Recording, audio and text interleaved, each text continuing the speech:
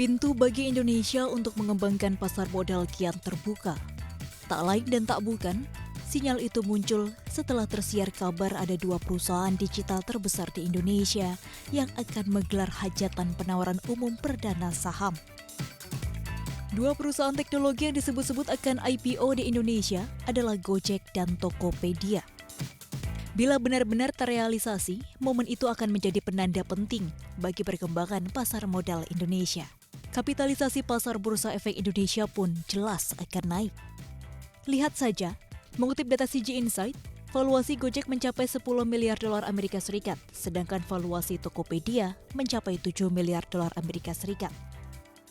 Bahkan sempat terendus kabar, Gojek dan Tokopedia berpotensi merger dengan tujuan akhir pencatatan saham perdana perusahaan gabungan di Bursa Saham Indonesia dan Amerika Serikat.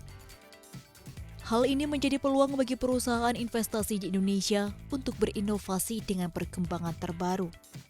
Sebenarnya ini waktu untuk pension fund di Indonesia mempunyai exposure di perusahaan-perusahaan teknologi di luar negeri ya.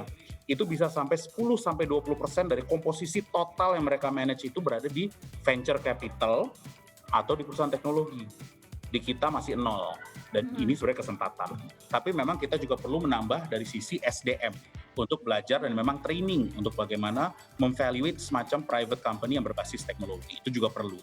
Nah, memang first trainingnya adalah beberapa perusahaan ini menjadi perusahaan publik.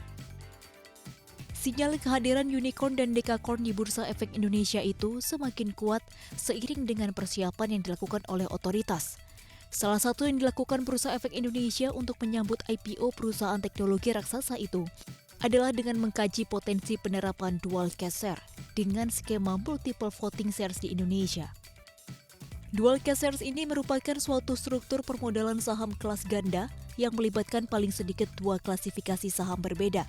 Sedangkan multiple voting share merupakan suatu jenis saham yang memiliki lebih dari satu hak suara untuk tiap lembar sahamnya. Skema inilah yang umum diterapkan untuk IPO, perusahaan rintisan dengan tujuan menjaga kendali founder perusahaan atas keputusan-keputusan strategis perusahaan. Melihat perkembangan yang begitu pesat, pada 25 Januari 2021, Bursa Efek Indonesia juga telah menerapkan IDX Industrial Classification. Klasifikasi ini menggantikan Jakarta Stock Industrial Classification atau JASICA. Namun JASICA masih akan digunakan hingga masa transisi ini berakhir di bulan April 2021. Lewat IDX Industrial Classification, otoritas membuka peluang banyak sektor untuk terdata di pasar modal. Salah satunya sektor teknologi yang selama ini belum secara spesifik diklasifikasi oleh BEI. Lewat model klasifikasi ini, investor juga kian mudah untuk menganalisis perusahaan secara sektoral. Sejak awal tahun, indeks saham teknologi tercatat sebagai sektor yang berkinerja paling baik. Apabila dilihat secara year to date tahun 2021, diperoleh indeks sektor teknologi yang memiliki pertumbuhan tertinggi, yakni 204,25%. Kemudian disusul dengan indeks perindustrian dan finance. Hal ini tentu sejalan dengan ekspektasi investor bahwa perilaku masyarakat pada masa new normal akan sangat bergantung pada pemanfaatan teknologi, dan ini juga sejalan dengan perilaku investasi di berbagai bursa saham global. Geliat kinerja perusahaan teknologi kian nyata di tengah pandemi COVID-19.